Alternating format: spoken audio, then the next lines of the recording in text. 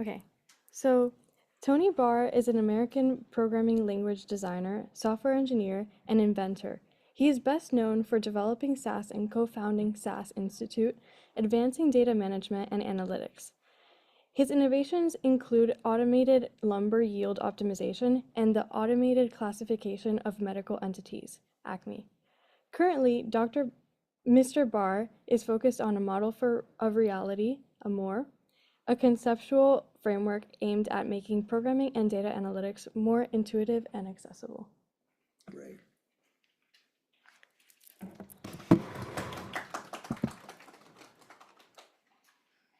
Thank you for coming. When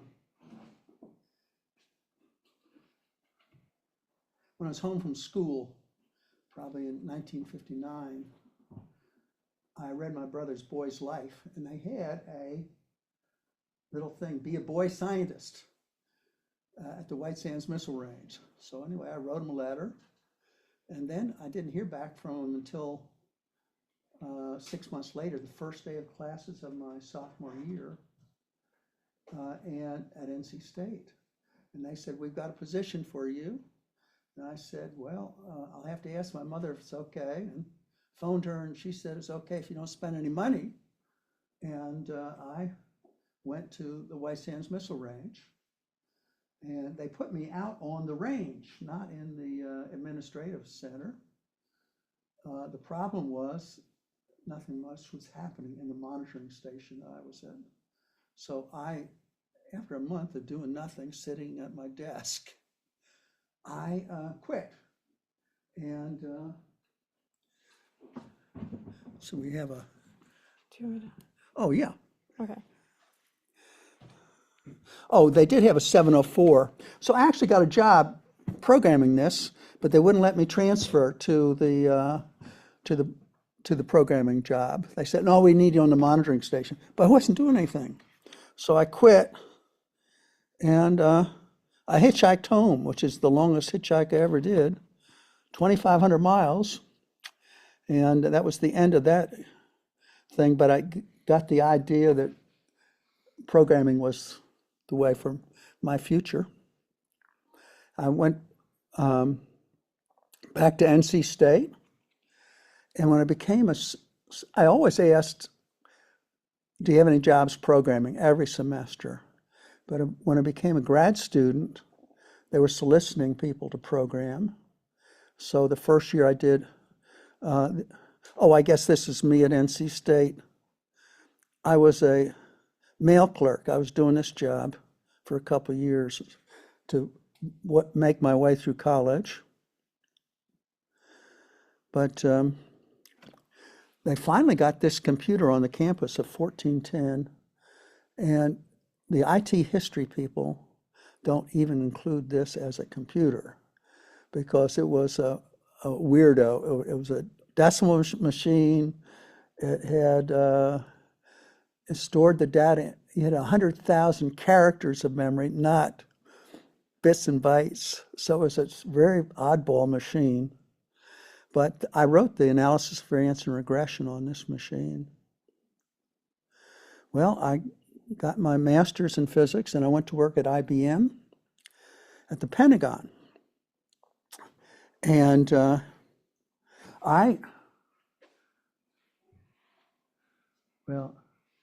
I think it might be here.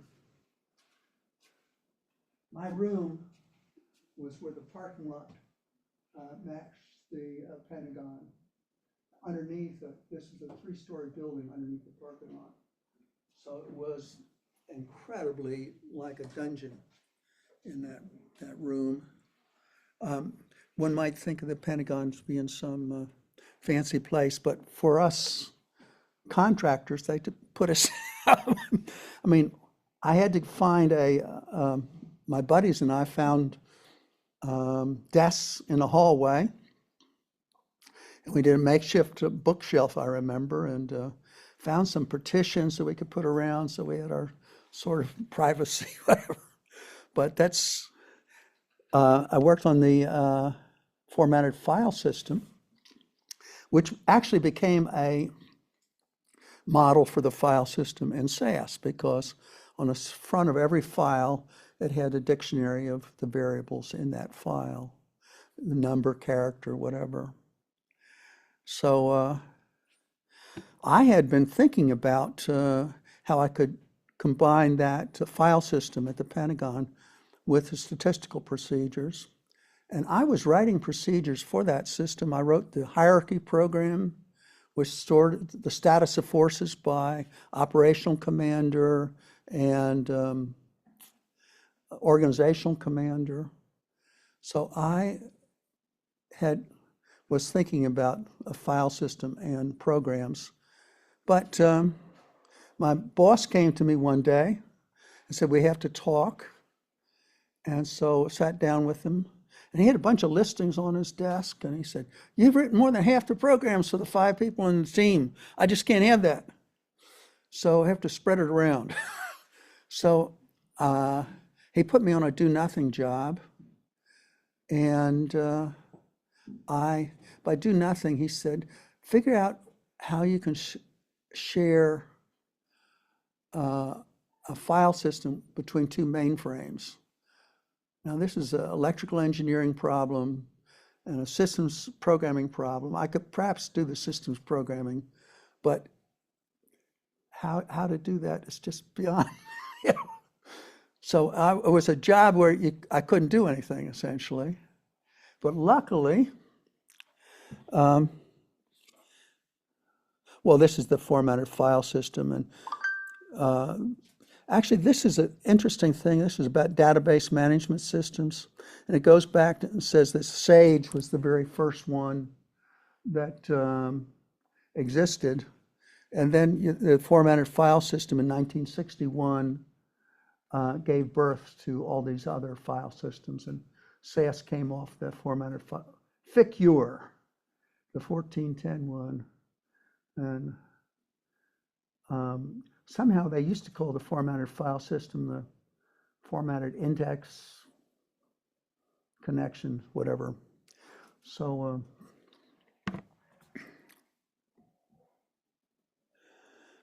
this is to reference my boss saying I had a big problem. And it was that I had written too much code. They were too dependent upon me.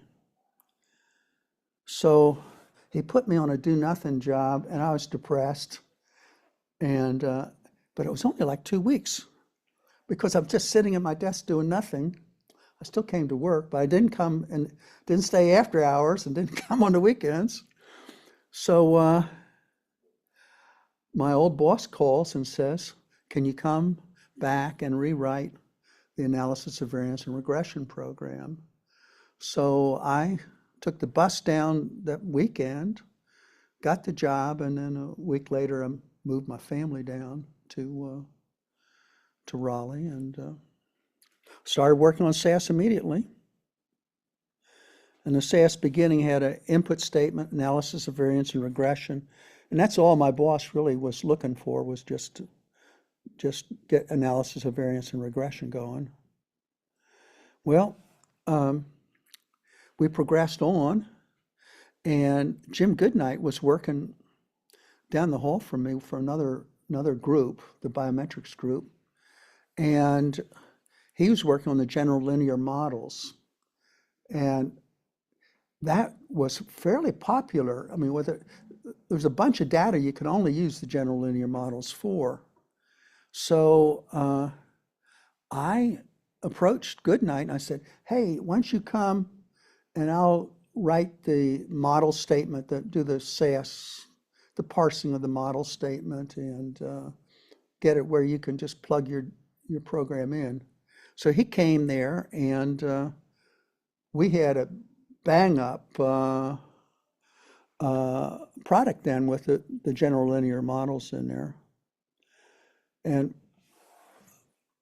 back in those days, I guess I forgot my notes here for this, but probably in 1966 or something like that, we had the law passed that all drugs had to be proven to be safe and effective. And the FDA really got power with that law.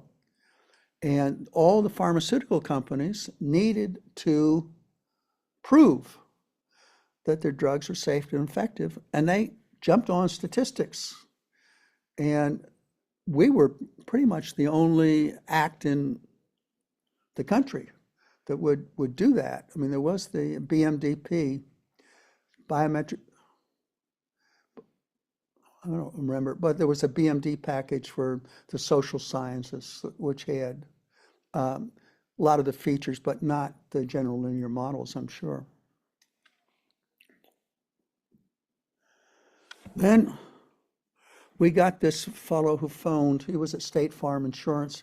He was working on his PhD, and he actually in electrical engineering, of all things, but he was doing computer performance evaluation.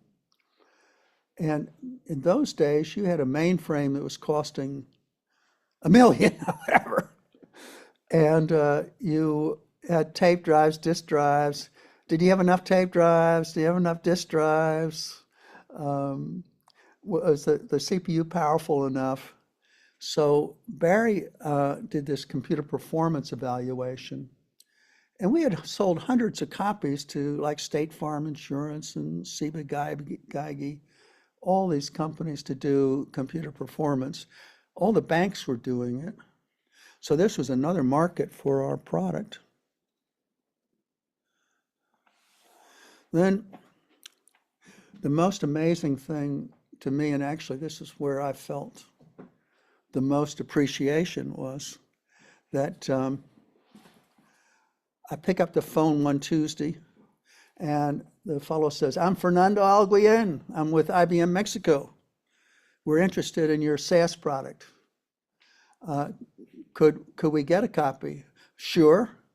And he then said, "Could you install it?" He said, "Can you install it this week?" So he flew up from Mexico, picked up Jim Goodnight and myself, and took us down to Mexico City. And I don't think we even actually installed it. We just went to a party that they had there. But I think what it did, from an IBM standpoint, it made IBM look very important, that they brought the statistics to the Green Revolution. Anyway, this was the SAS 76, and I felt that this was when we had arrived. It was very complete. We were a real threat to the statistical package for the social sciences, SPSS.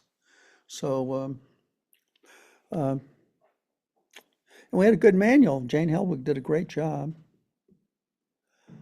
Anyway, this is the SAS 76. I had stepped out of writing a bunch of procedures. I just did language design and implementation. Distribution, I guess I should put down here, because if you couldn't have a simple way of distributing it, it wasn't going to spread. And I had a program. I mean, I had to get into the operating system stuff to do this stuff. But the essence was, when I shipped a tape, you put the tape on a tape drive, and you put this little card deck in, and zip, it was installed just as you wanted it. I don't believe anybody had an easier installation system than that.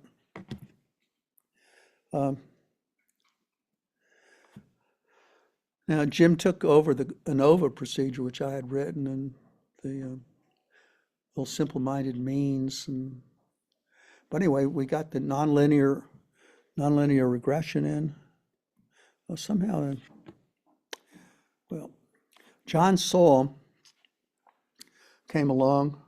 He was an economics student, and he was the most prolific scientific programmer I ever met. You give him a bunch of formulas to do a time series or whatever, he'd whip it out. I mean, it was just incredible. So he took over all these procedures, and Jane Helwig came along, and she was did our SAS manual. And actually, Jane Helwig, I think, is the one who's responsible for SAS having all these amenities for mothers with young children. She was a mother with a young child, and she took that stuff to SAS. Well, anyway, this is a very energetic founder of founder of Microsoft, Steve Ballmer, and he's also owns I think a hockey team out there in Seattle. But Steve Ballmer has done a great favor to data scientists. He has curated all the U.S. government data. He was so irritated that he said, all the data's there, but you can't find it, and you can't get to it. So he curated it all, and so this is the food for data scientists is data facts. Now, I've been obsessed with, actually for many, many years, with the idea of self-definition. After I left SAS Institute, I had several projects, but one of my projects, which was a so-called theoric success, I worked on a self-defining environment. Actually, it was an editor controlled by a grammar, and if you fed it, the initial grammar was the grammar of grammar, then you could edit the grammar of language X, or you could enter the grammar of SAS language, and it would be only allow you to enter valid statements. Now,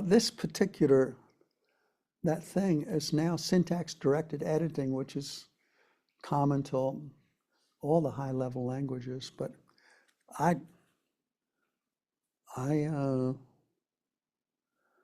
got it to work. I had, in those days, you didn't have, the PC hadn't arrived. So I bought something called an Exermax from Motorola, and I bought a memory map video board from Canada, and I guess you just use ordinary monitor. So I was able to build a self-defining language controlled by the grammar of grammar, and I was very pleased with my product. But after 2 years without an income, I had to quit that. So I went into the communication software business, and that's how I was somewhat successful. I had a company with 120 employees here in Gainesville, where we sold communication software. But for the last years, I have been working on a model of reality, and I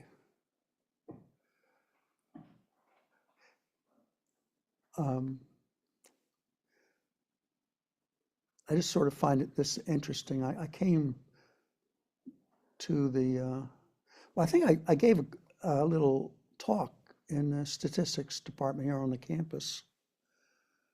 And after that, they invited me to a Christmas party. And at the Christmas party, it seemed to me there were like 30 or more Chinese students having such a good time. And it was hard for anybody to talk to. So I sat down next to this Professor Rothi, and I said to him, well, I was just reading how Kurt Gödel, this very famous mathematician, said you could start with the concept of a concept and define all of, actually I can't even remember what you could define all of anymore. But Rothi said, oh, do you know about concept maps? So he started on a napkin, he started showing the teaching mechanism they thought was so good for a class where you drew circles and put the ideas in the circles and you connected up the circles with lines, and those are the connections. Well, anyway, I said, you know, that's a better language than type and object, concept and connection. I actually have concept, connection, type of connection, and that defines objects. So that is the schema that I have been using in AMOR. I think it's, oh,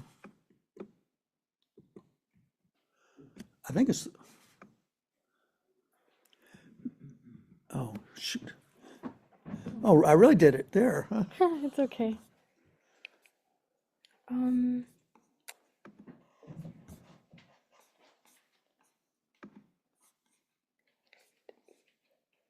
not sure.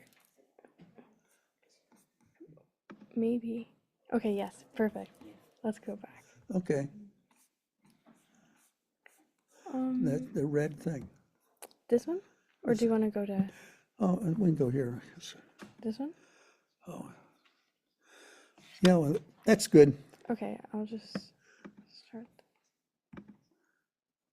Okay. Well, anyway, I was talking to Rathi, and he said, you know about concept maps? And he says, excellent way to teach.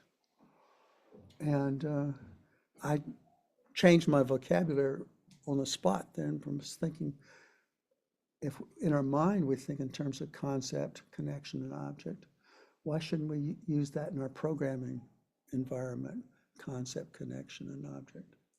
So I changed my language, and I'm incredibly pleased with it. And as I say, it is claimed that that's the way we think, concept and object. And here's Da Vinci's mind map. They have a bunch of mind maps that are sort of cartoons, but obviously this guy had a lot on his mind. I guess this is, got things out of order here, but I think in Ho Wang's book, he was talking about the concept of a concept. Well, here's this simple-minded,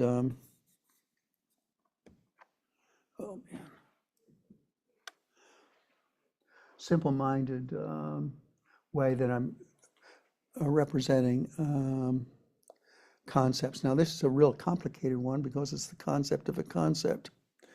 So,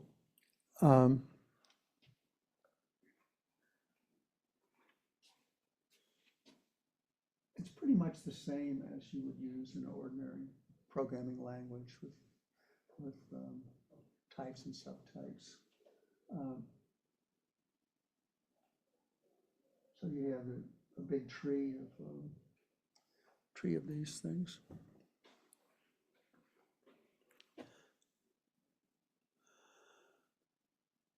Somehow this didn't come through. Oh, I think maybe well, I think I don't have enough material here, but I'm open for questions. Yes. For AMOR, what was the primary application? Well, the idea is that we would live inside it. So if you could have a single mechanism that would you could represent all structured knowledge, and structured knowledge would be obviously programming languages and databases, but also be mathematics and logic. So all those things are, you know, in certain linguistics, it's phrase, case, and list.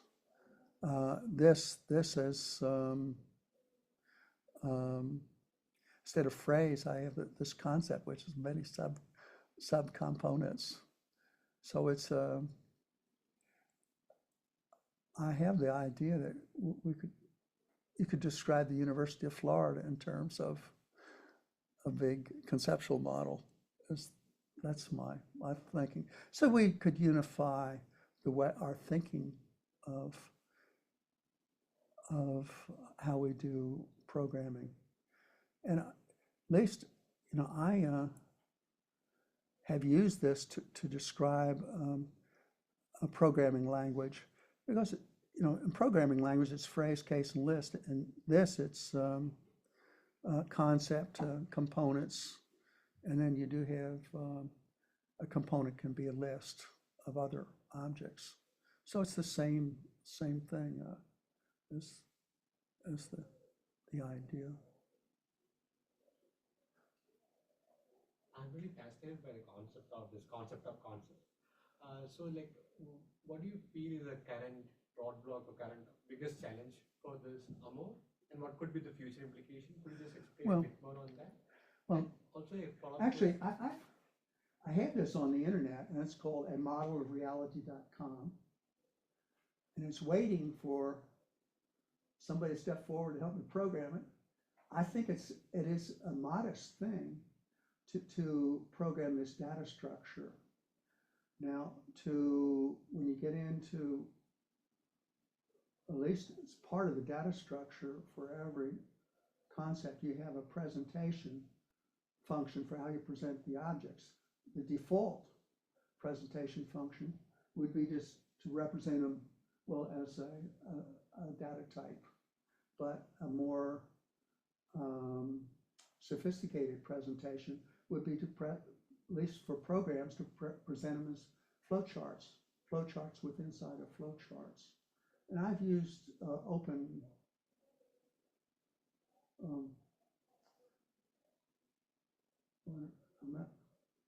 I used one of these programs on the internet, popular one for visualization, and they do a good job of presenting flowcharts, pictures with inside of pictures, where they connect up with arrows, whatever. So I think that it would certainly make programming easier. That's my thinking. So is it something similar to like breaking up a big concept into a couple of concepts? Is that the ideology? Like, was it the ideology when you actually concept? Like, well, you have a big tree. It starts off with the concept of a concept, and then underneath it, you have the concept of an instruction in a programming language. Underneath that, you have the assignment statement. Actually, you have to, somewhere else, you'd have to have the function evaluation, whatever. So I think you can fit everything in there, is the idea. Yes? How old were you when you started coding, and what was it? I was probably 21. I did get the job when I was probably 18, but they wouldn't let me transfer to it. So, but I think I was born into this. Now, in my family, I'm the oldest. The next two sisters were programmers. The other sister was an artist. Then the brother was out of it, and the youngest brother was a programmer. So 4 of the 6 children became programmers. And I looked up my grandfather, and my father never mentioned his father because he was kicked out of the family when he was 2 years old. His father said, "I'm not going to have a cripple in the family." So his mother and father got divorced, and he lived with his mother. But I looked at my grandfather, and he was an inventor over in Scotland, apparently, and in refrigeration, made how to make ice for passenger liners. But that's sort of the lineage. But just to say, when I was the first, my sister went straight into the Peace Corps. When she got out of the Peace Corps, she got a job programming at MITRE Corporation, at MIT, and at hospital up there in Boston. And the next sister became a programmer at Depository Trust in New York City. And that's the youngest brother became a programmer with State Farm Insurance. So, yep. I noticed that you're maybe over 50. And I was wondering if you have anyone working with you that will carry on your work with AMOR. Well, I can pay generously for somebody who would help me bring it to life. And the first thing is, and what my thing is a relatively simple-minded thing, is to do an editor which just edits these little forms. You do have an inheritance model that has to be used to make it work, but I would think that that'd be really make it more real to people. And then one after that, one would edit one would produce an interpreter. Now, an interpreter for the AMOR would be fairly simple to write because it's already parsed. You're living inside the parse tree of essentially with all these concepts. It's not like you have a regular language, so there's no parsing. So I would, if you want to come forward, we can talk about some work. Yes. Okay, these are always questions asked from students. SAS, the acronym, where did that come from? Because they always think it stands for something. So, Well, how statistical analysis system. is that what? Because I've heard different things over time. That's what I gave it the name. Okay, well, there we go. Because I've heard different things, like it doesn't stand for anything. You know, I tell you, this is sort of the truth is. Shouldn't even say this, but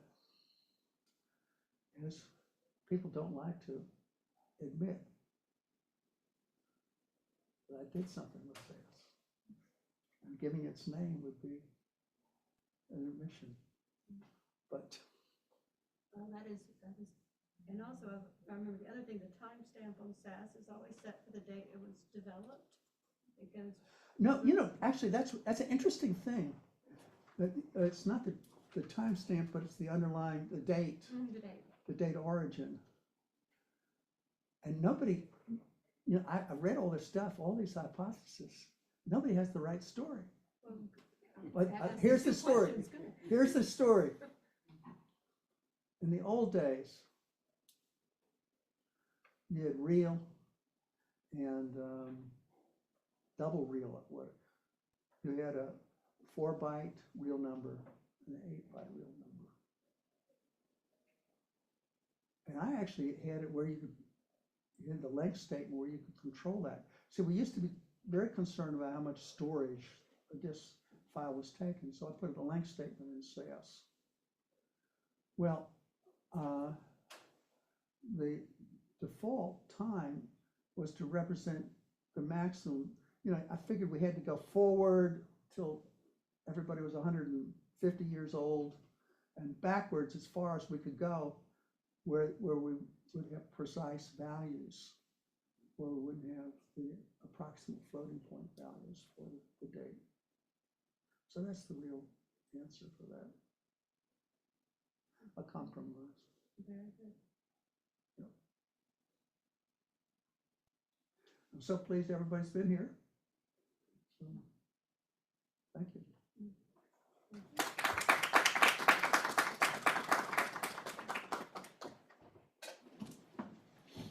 Thank you very much for coming and speaking. Okay. Let me